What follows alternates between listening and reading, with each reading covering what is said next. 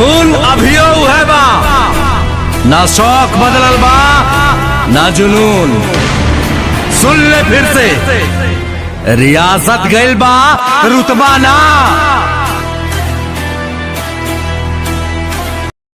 Unique coaching centre में आपका स्वागत है।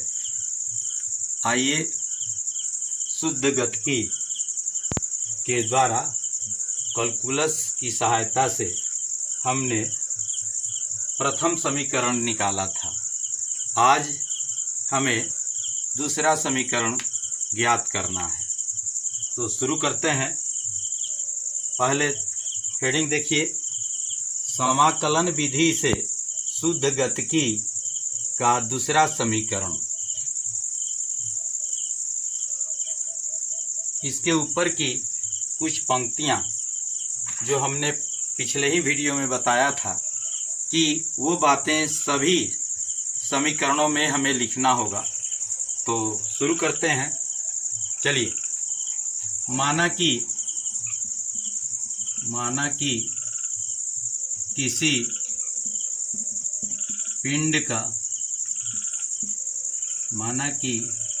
पिंड जो एक समान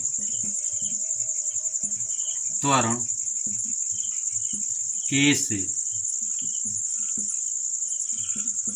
गति कर रही है,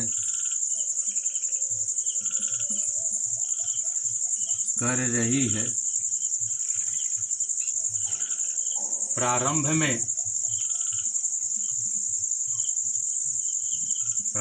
में जब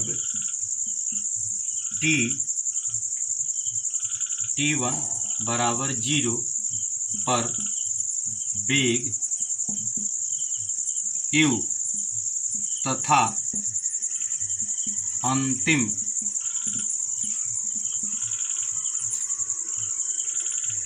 समय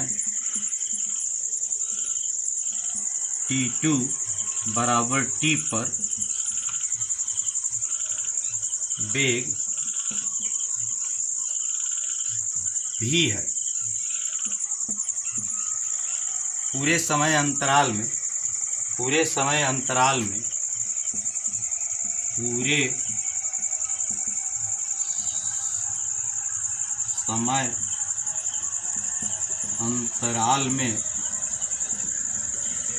पिंड का विस्थापन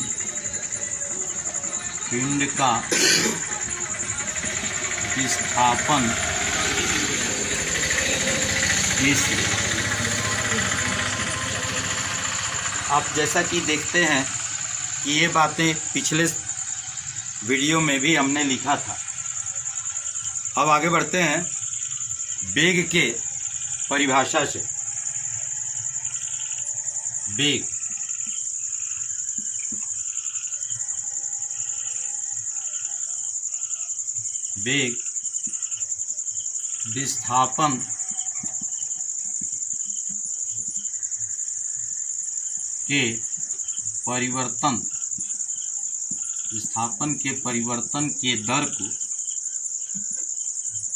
विस्थापन के परिवर्तन के दर को वेग कहते हैं।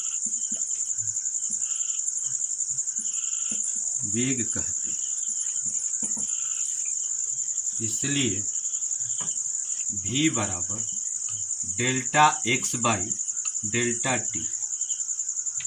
हमने इसके पहले भी बोला था कि डेल्टा x और डेल्टा टी अति सूक्ष्म चीज है, अर्थात इसे हम चाहें तो dx बाई dt भी लिख सकते हैं। अब इसे क्रॉस मल्टीप्लिकेशन करने पर dx is equal to v dt। प्रथम समीकरण से v का मान हम लोग जानते हैं कि v बराबर q प्लस at होता है, अर्थात dx is equal to v plus at। Into D T. यहाँ दिखा दे रहे हैं चूंकि v is equal to U plus A T, इसे गुना कर देते हैं। dx is equal to U D T plus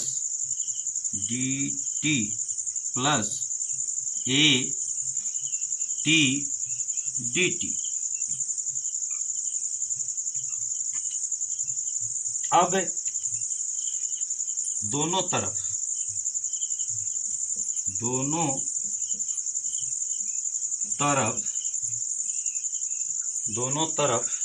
निश्चित सीमाओं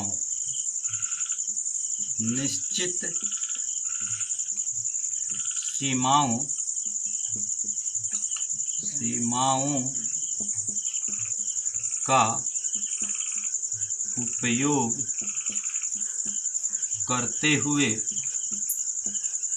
करते हुए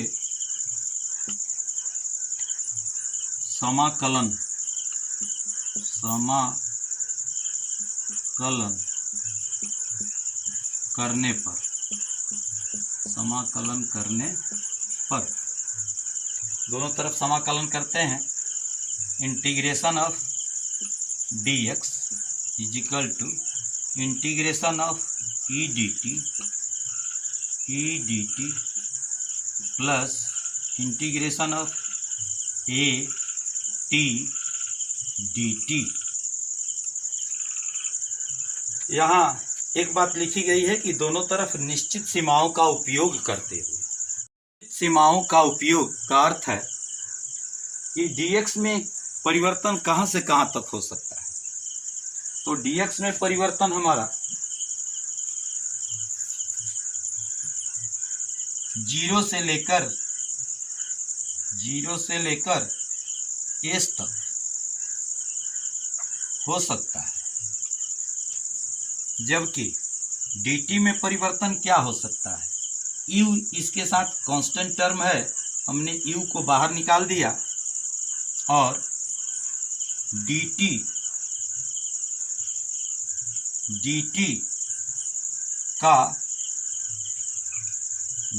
का निश्चित सीमा देखा जाए यहाँ पर t1 इज इक्वल टू 0 और tt is equal to t है, अर्थात 0 से t तक।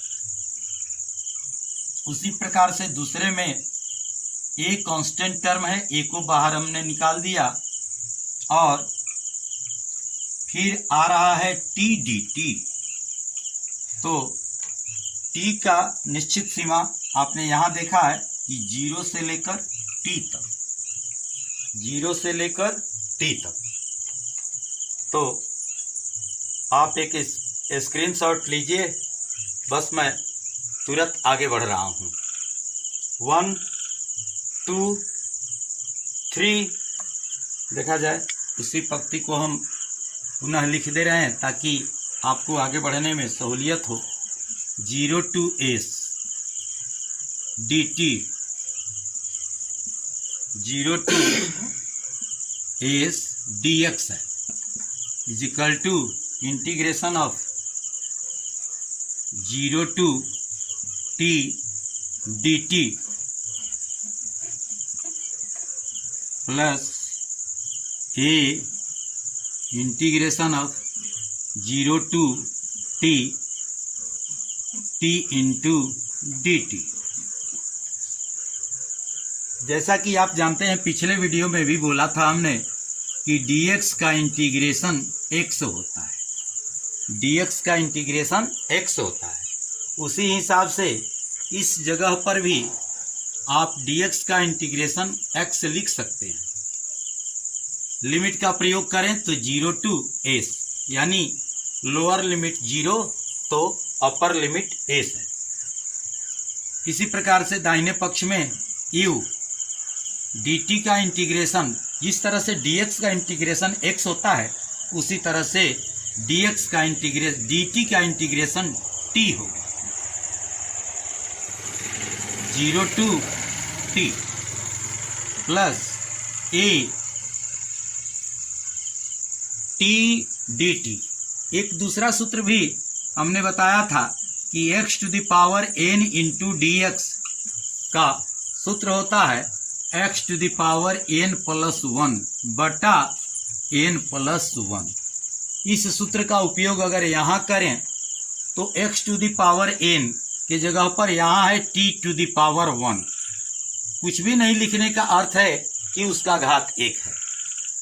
अगर कहीं पर कोई घात नहीं लिखा हुआ है, x लिखा हुआ है, तो इसका अर्थ होता है x का घात 1। t लिखा हुआ है, इसका अर्थ होता है t का घात 1। इन्हीं बातों के आधार पर हम यहाँ समझ सकते हैं कि t का घात 1 है। तो 1 में 1 जोड़ेंगे तो 1 प्लस 1 बटा 1 प्लस 1। लिमिट क्या है? 0 to t। Lower limit 0, upper limit t। अब आगे बढ़ रहे हैं।